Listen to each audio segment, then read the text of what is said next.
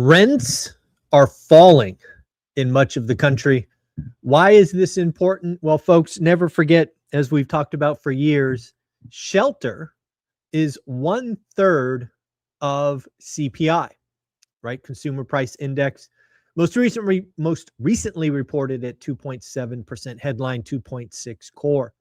And inside that number, rents or shelter was still being over reported. In the latest CPI reading, it was reported at 3.6%. But as you will see, in much of the country, rents are actually falling. In fifth place, we have Phoenix, Arizona, with -4% rents.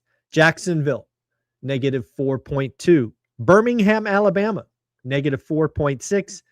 Denver, down 4.8%. And the winner, Austin, Texas, down 6.6%.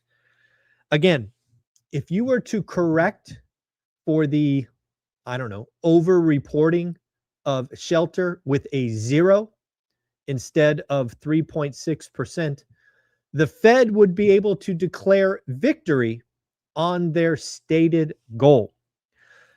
This will eventually roll through, and I do believe we will have deflation on rents in 2026, making it easier for the Fed to get to their target of 2%. As for next week, obviously, it is a short week for economic data because of New Year's, right? 2025 is almost over. On Monday, we will get pending home sales. Tuesday, we will get Case-Shiller and Fed minutes. The Fed minutes are going to be a very interesting read because, again, we had 3 dissents. But if you look at the dot plots, it was actually 6 or 7 Fed presidents did not want to cut. A few were obviously persuaded to do it. But I think the Fed minutes might be an exciting read this time. Also, we had one Fed president dissent because they wanted a 50 instead of a 25.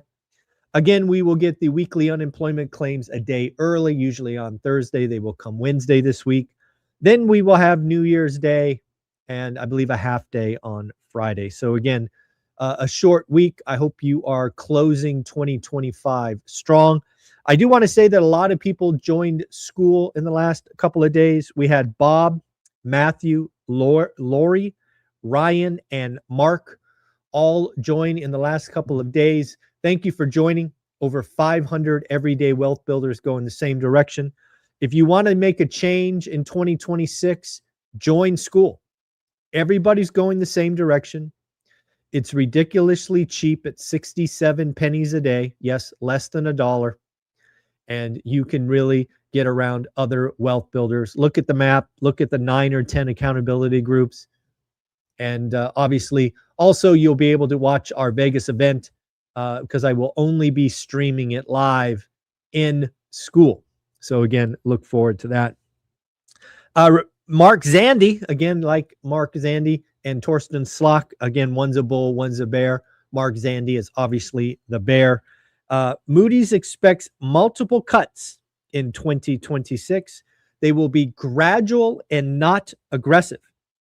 Mark thinks that the economy is on thin ice because job growth is flat and potentially negative. So we have Mark Zandi, which is hyper-focused on the job market, which is interesting because, again, the Fed does not appear to be focused on the job market. So we will see where that goes. I don't know if you saw this, but this is actually a little surprising to me.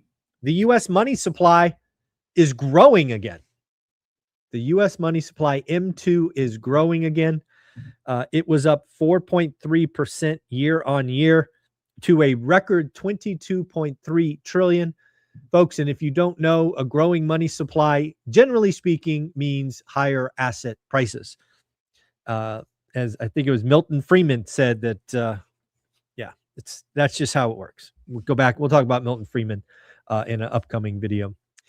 One of the things I thought was interesting is I hear from a lot of people that you feel like you're behind.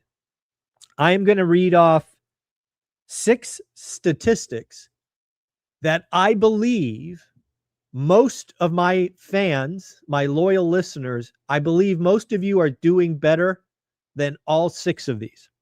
So this is for the ones that feel behind. Here we go. Number 1, the average consumer debt, credit cards. The average consumer has $23,000 in credit card debt. I find that crazy. Just crazy. Number 2, only 9% of Americans earn more than 150K. So if you make more than 150K, congratulations, you are in the top 10%.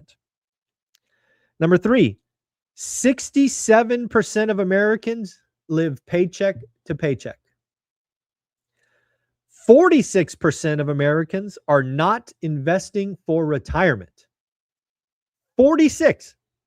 That is like planning to fail. Because guess what, folks? You will get old and you will retire. 43% of Americans expect to be in debt for the next 5 years. Wow. And finally, 59% of Americans do not have $1,000 set aside for emergencies. Wow. So again, it is my hope, if you're watching this, that you are, better than the average American in lots of these categories. I think it is always interesting. How about the hottest real estate markets in 2025? According to Zillow, the hottest markets were Rockford, Illinois, Berkeley, California. Talk about being shocked. Berkeley, California. Albany, New York, Dearborn, Michigan, and Toledo, Ohio. This is according to Zillow. I got to dig into that. I can't see why Berkeley would be one of the hottest real estate markets, but hey, maybe it's small. I don't know. I guess I've never shopped in Berkeley and I don't know. Deutsche Bank's come out with their S&P 500 expectations for 2026, and they said 8,000. Yes, 8,000 is the new target for the S&P 500 next year. That would be a 4th year of double-digit growth for the stock market. Just really, really wild.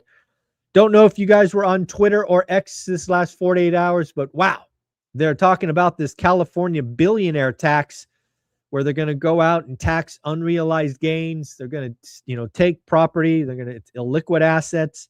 And apparently people like Peter Thiel and maybe David Sachs and others will be leaving California with the statement, message received. Taxing the billionaires is going to pass, I believe, in California, and lots of the billionaires will leave. But then the middle class will be surprised, because what was sold as a billionaire tax will then be 100 million, and then 10 million, and then 1 million. California leadership loves to tax and spend. There is no audit for all the waste and abuse in California. And you are just going to try to tax the highly mobile. And guess what? They will leave California, leaving the middle class to once again get screwed by the politicians. Buyers markets to continue in 2026. The hottest buyers market is, again, Austin, Texas. It is estimated there is 114% more sellers than buyers. So that's a 2-to-1 ratio. The hottest sellers market is Nassau County, New York, where there are 39% fewer sellers than buyers. So again, very interesting. Really, when you look at the map, there's the smile that is a buyer's market, and then there's kind of the Midwest and upper Northeast that is a seller's market. It's been that way for quite a while. It'll be very interesting to see what happens in early 2026. It is said that the Trump administration is focused on housing or home affordability. Again, I wonder what that means. Does that mean 50-year mortgage? Does that mean loan portability? Does that mean first-time buyer programs? Does it mean supply, right? What does all of this mean for 2026? But it is something that's going to come early. I would expect it to be in Q1. so that there is movement going forward. So, folks, hope you have an amazing day. 2025 is almost over. Don't forget, if you want to move the needle in 2026, you can join school. If you are a landlord, please check out Steadily. Olivia and I will be sending 2 more properties to Steadily on Monday, as once again, Farmers moved us to Foremost, and Foremost doubled our quote. So we'll see if Steadily can help us again. Again, sending them more business. And of course, don't forget our Vegas event. Tickets are almost sold out. They will stop being for sale on January 15th. So only a couple of weeks left. If you are planning to come, buy your tickets, book your flights, talk to your accountant. Maybe they are tax deductible, as you could be seen as education. And I hope to see you all in Vegas. Folks, take care of yourself. Have an amazing day. 2025 is almost over. I can't wait to see what 2026 brings all of us everyday wealth builders. Have fun. We'll be back tomorrow, 7:30 a.m. Pacific, for the live daily financial news. Take care.